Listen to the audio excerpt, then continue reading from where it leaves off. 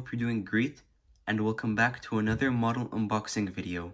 Today's models are both very anticipated, and I've been waiting a very long time to get them. They'll both be very useful for my Montreal airport model, and I hope you enjoy. Without further ado, let's get to the models. The first one is Air Transat's Airbus A321neo from JC Wings, and the other one is Flair Airlines' Boeing 737-800 from NG Models. The Flair 737 is a new release, but the Air Transat Airbus A321neo has been released for a while now. We can put the Flair model off to the side for now and start unboxing the A321.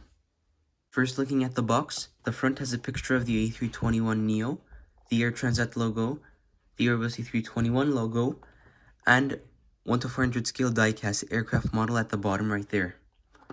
The sides have pictures of the aircraft, JC Wings' logo, and Air Transat's logo. The back of the box goes into details on the A321neo's specifications. With that out of the way, let's open up the box. The model is in this cradle that's see-through plastic, and if we get the model out of the cradle,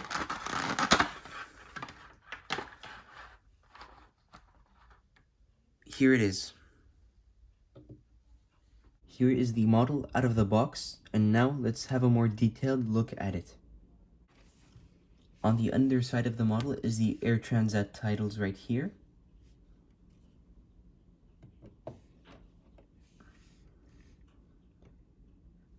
And now starting at the front of the aircraft, we can see the Canadian flag and the Airbus A321neo titles there. The Airbus mask over the cockpit windows. Right there is the L1 door. Beside that are the Air Transat titles.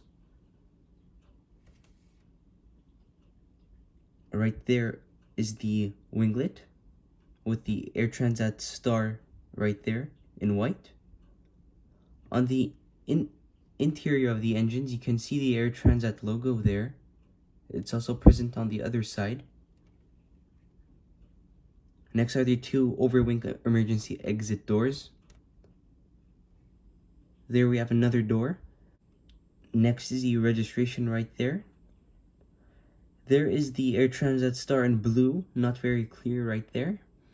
And the more obvious Air Transat star in white with the blue fade in the background. This model also has some pretty cool engine details. It has that light green that the Air Transat Airbus A321neo in real life has on the interior of the engines. I know that Gemini Jets' A321s had a problem that the engines were too low to the ground, but I can say that JC Wings' A321neo doesn't have that problem, or at least it's not that significant. Looking at the model from the top here, we can see the red emergency exit direction arrows on the wings there. In conclusion, I think that this model is pretty good and that the proportions are pretty similar to real life.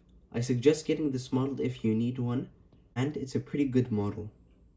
Now that we're done with this model, let's move that off to this side and take a look at the Flair Airlines Boeing 737-800. Let's begin by taking a look at the box. I'm sure many of you know that NG Models boxes are really good looking, and they do a good job by applying the airline's livery onto their boxes. The sides of the box have pictures of the aircraft on two sides, and Flair Airlines logo on the two other sides, with Boeing 737-800 written at the top left, and NG Models' logo present as well. The back of the box doesn't have something that interesting, just another picture of the aircraft, and some information for NG Models' social media. Now that we're done with that, let's open the box and take a look at the model.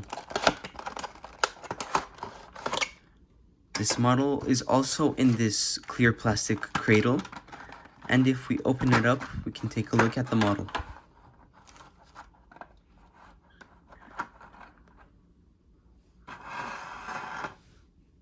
Here it is.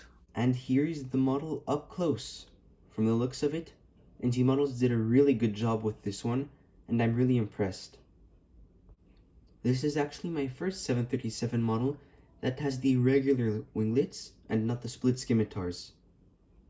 I also like the look of Flair Airlines' livery on the 737-800 with the neon green and the black. This isn't my first 737-800 model though. I do have other 737-800s from NG Models, but they have the split scimitars, and they are the Sunwing and the Air Transat 737s. Now let's look into detail at this model. Starting off at the front, we can see the black nose cone there, you can barely see it.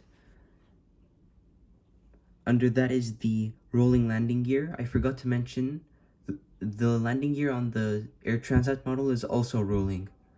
Next we have the L1 door. Next we have the Flair Airlines logo with the black circle. Under that we have this detailed red antenna. Next are the two overwing exits.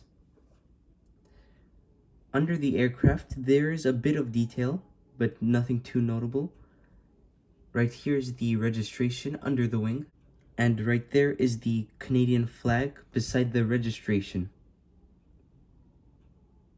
At the back is the Flair Lines logo once again, but this time in white. I'm going to mention the neon green again because I think it really looks good on this model. And although some people aren't, I'm a big fan of Flair Airlines' 2019 livery. My only problem with this model is that on the interior side of the winglets right there, there should be the Flair Airlines logo written in black. Not on the outside of the winglets, but only on the inside where it's visible from the windows. Besides that small and insignificant flaw, this model is basically perfect and it's very nice. I recommend it to whoever wants a model of Flair Airlines' 737. That pretty much concludes this unboxing. I hope you enjoyed, and I'll see you in the next video.